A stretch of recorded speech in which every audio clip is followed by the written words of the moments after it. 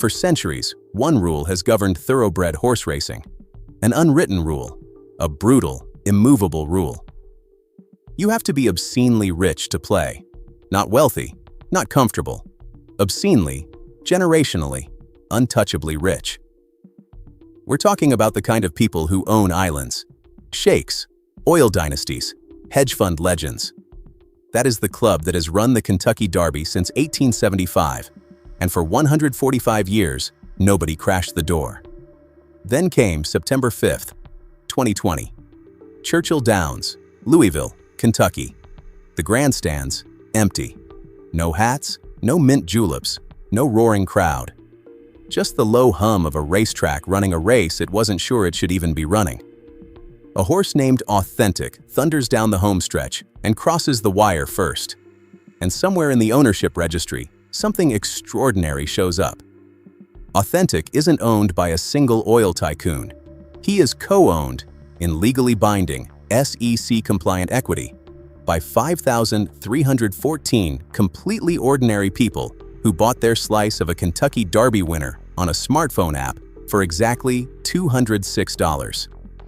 This is the story of how a tech startup rewrote a 150-year-old rulebook and marched an army of everyday fans all the way to the winner's circle.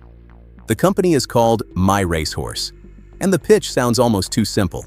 Instead of convincing one billionaire to write a seven-figure check for a thoroughbred, what if you convinced 10,000 regular people to each write a $200 one? The math works. The problem was always the law. Selling fractional ownership in any asset means navigating a dense forest of SEC securities regulations. Most people see that and walk away. The founders of MyRacehorse walked into it. They registered each horse as a properly structured investment vehicle, issued microshares as genuine legal equity, and built a consumer app clean enough that a first-time investor could understand exactly what they were buying before they hit purchase.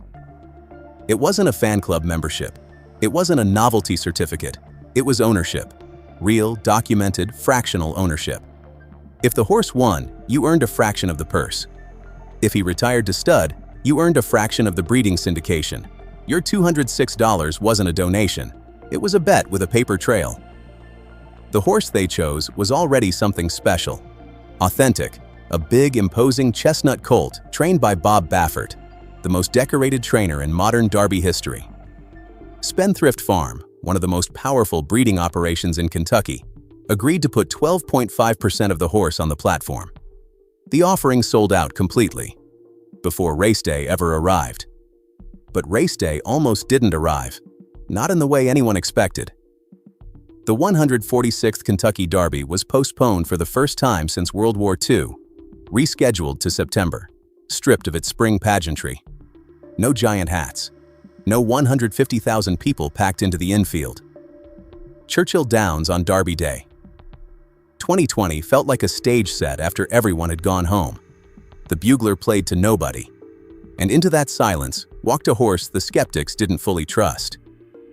The favorite was Tiz the Law, a dominant gray colt who had spent the summer dismantling the competition. He'd won the Belmont. He'd won the Travers. He looked like destiny in motion. Authentic, by contrast, was viewed as a speed horse. Brilliant, yes, but conventional wisdom said that front runners fold at 1.25 miles. The Derby has a way of exposing them.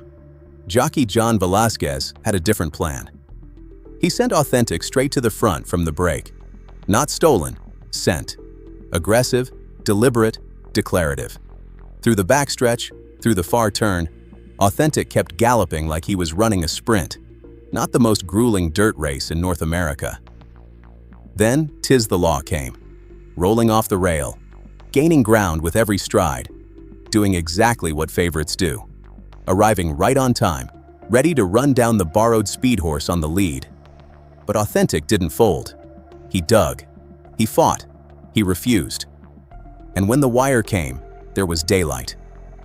In living rooms across America, 5,314 people suddenly realized what had just happened. They were Kentucky Derby winners. Winning a fanless Derby on an upset is remarkable.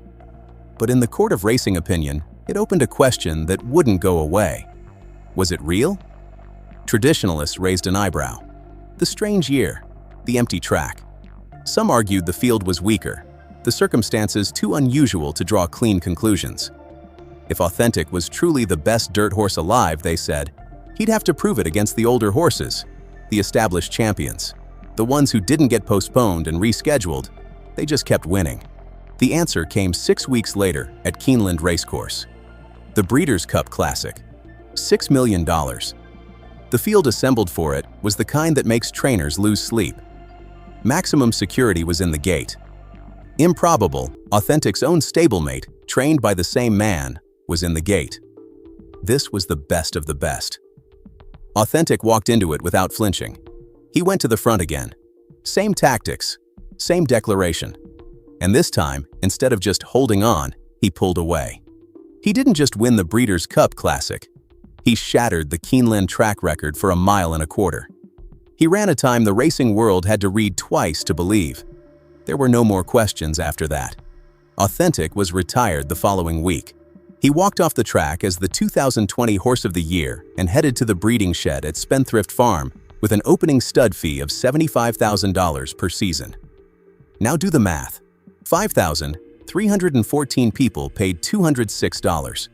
For that, they received a fractional share of his racing earnings across 2 of the richest race days in the sport.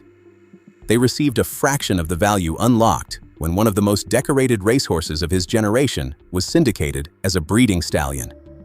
The distributions were made, the documents were filed, and every one of those 5,314 investors had their name attached, in some small but legally real way, to a horse that will go down in the history books. But the legacy here is bigger than any payout.